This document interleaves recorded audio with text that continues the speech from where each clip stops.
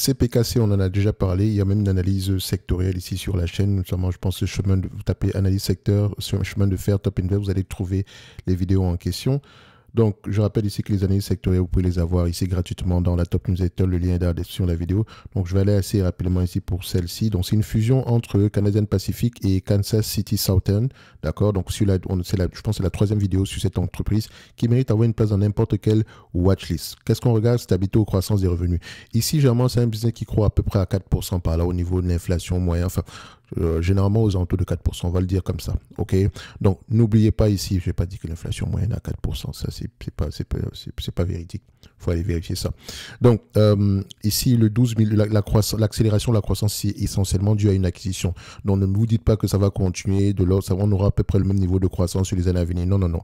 On aura un ralentissement, ça, c'est sûr. Le plus important, c'est le maintien des marges. Ici, on parle de quoi? Chemin de fer. Et quand on parle de chemin de fer, vous pensez que ça roule avec quoi? Ça demande beaucoup d'énergie, n'est-ce pas? Donc, ça consomme de l'énergie. Et quand le prix de l'énergie augmente, vous avez ce genre de choses-là. Et quand on parle de période d'inflation également ici, enfin, ça sera plutôt au niveau ici des dépenses opérationnelles parce il va falloir payer les employés. Et si vous vous rappelez bien, quand on faisait l'analyse sectorielle ici, on parlait également de... Je pense même que j'ai déjà publié une analyse...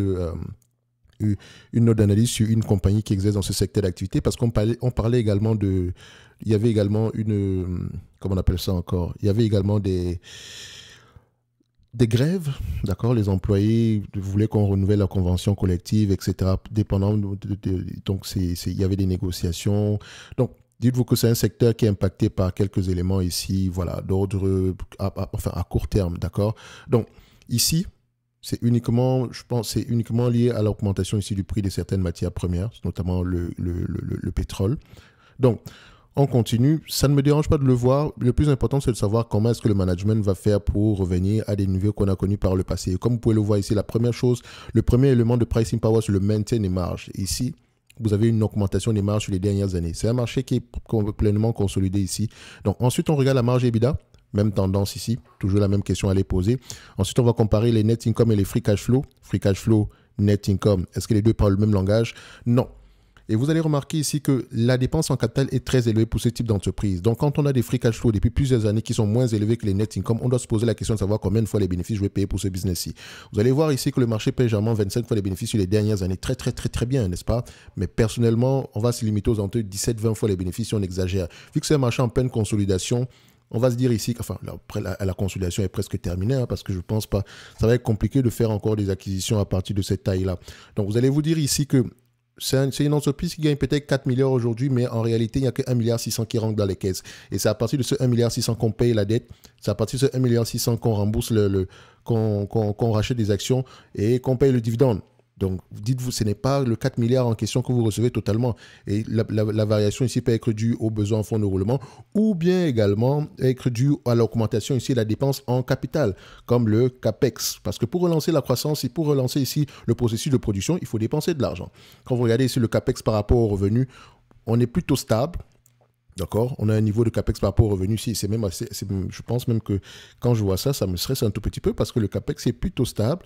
Et donc, si ce n'est pas le CAPEX qui a augmenté, on a sans doute ici une variation des besoins en fonds de roulement. Donc, il faudrait aller vérifier ça ici. Donc, quand moi je vois ceci, malgré le fait que ce soit une entité qui a un pricing power, je vais avoir du mal à payer des multiples valorisations très élevées. Ensuite, on va regarder ici la dette nette sur EBITDA. Dette nette sur EBITDA, ici, nous avons combien? Nous avons à peu près, déjà la dette nette en termes de volume, nous avons 22 milliards. Elle a augmenté ici du fait de l'acquisition. Le nombre d'actions a également augmenté du fait de l'acquisition, alors que c'est une entreprise qui avait tendance à racheter ses actions ici. Ensuite, on regarde la dette nette sur EBITDA. Le ratio est de combien en date d'aujourd'hui? On a un ratio aux alentours de 2,7. C'est très, très bien. C'est-à-dire que l'EBITDA également a augmenté. Donc, maintenant, en combien d'années on peut rembourser la dette? Ici, vous avez vu, on dégage à peu près 1,7 milliard, 1,5 milliard par là. En termes de free cash flow, en estimation, ici, le consensus attend à combien? Vu qu'on a fait une acquisition, essayons de regarder ici en N+3 pour voir à peu près combien est-ce qu'on pourrait avoir dans le futur. On s'attend à peu près du 4 milliards par là. Donc, si on considère à peu près le 22 milliards qu'on a ici, on peut rembourser la dette nette en 6 ans par là. OK? On va le dire comme ça. Donc, quel est les moyens de rembourser cette dette-là en prenant en considération les free cash flow futurs? Faites attention. Et quand vous comparez même les free cash flow en question par rapport au net income attendu justement sur la même période, en N+3, vous avez à peu près des free cash flow de 5 milliards 300, alors que vous avez des bénéfices nets de 5 milliards 300 et des free cash flow de 4 milliards. Donc les free cash flow seront toujours moins élevés que les net income. Et comme je l'ai dit ici, il faut toujours aller vérifier pourquoi.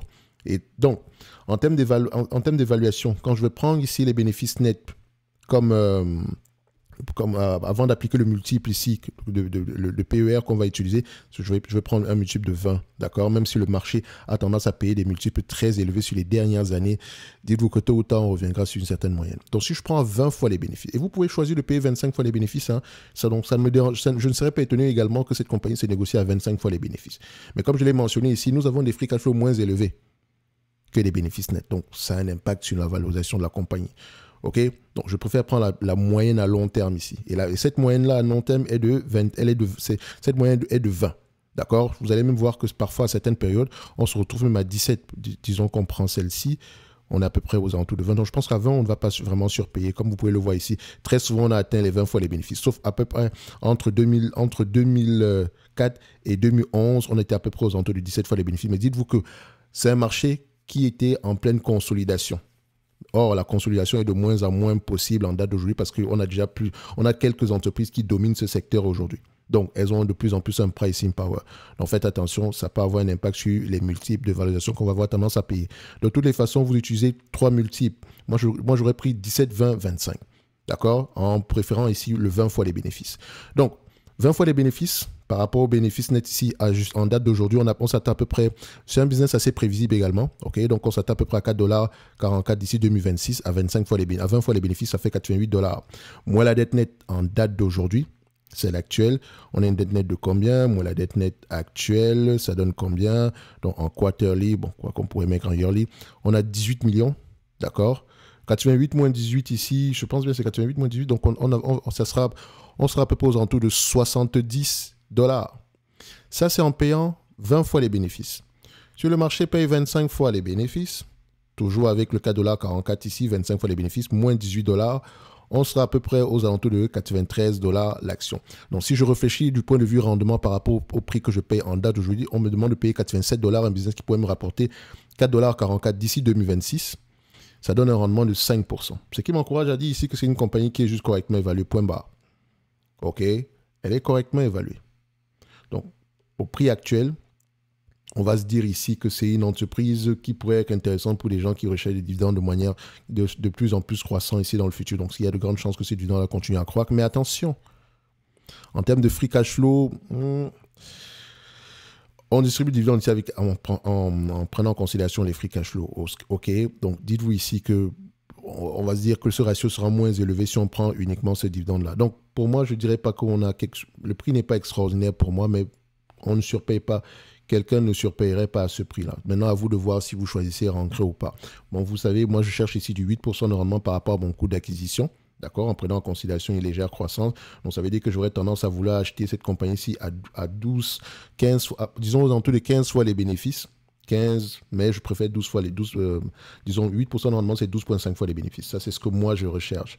Et je vous comprends souvent, certains vont dire, oui, mais tu ne vas jamais rien acheter. Le but n'est pas d'acheter toutes les compagnies tous les jours, non. Par an, on peut avoir maximum, si vous avez 2 bonnes idées en une année, c'est déjà beaucoup. Et quand on achète une entreprise, ce n'est pas pour la revendre le mois prochain ou bien quand elle a fait du plus 20%. OK? C'est uniquement si l'objectif est atteint, d'accord? Tant que les fondamentaux restent corrects, bien sûr, ok? Ou bien si on a revend ici, peut-être parce qu'on a une meilleure idée. Mais en date d'aujourd'hui, sur Canadian Pacific, je préfère rester patient. Et je sais que tôt ou tard, le marché me donnera une opportunité d'investissement sur ce genre d'entreprise. C'est même pas... En fait, c'est... Je dirais, je n'aime pas parler de certitude, mais on reviendra à un prix assez intéressant. Donc déjà, revenir aux alentours de 67$, pourquoi pas? Sinon, idéalement, par rapport aux bénéfices nets attendus ici, aux alentours d'une $50. Commençons déjà par là. Donc, sinon, voilà, vous avez mon prix. La qualité de l'entreprise, ça n'enlève en rien la qualité de l'entreprise, ça n'enlève rien sur la qualité de ce business-ci. C'est une belle entreprise, d'accord? C'est une excellente entité. Et en parlant même d'excellente entité, j'ai fait une analyse sectorielle ici sur les chemins de fer. Je vous encourage à aller voir ça.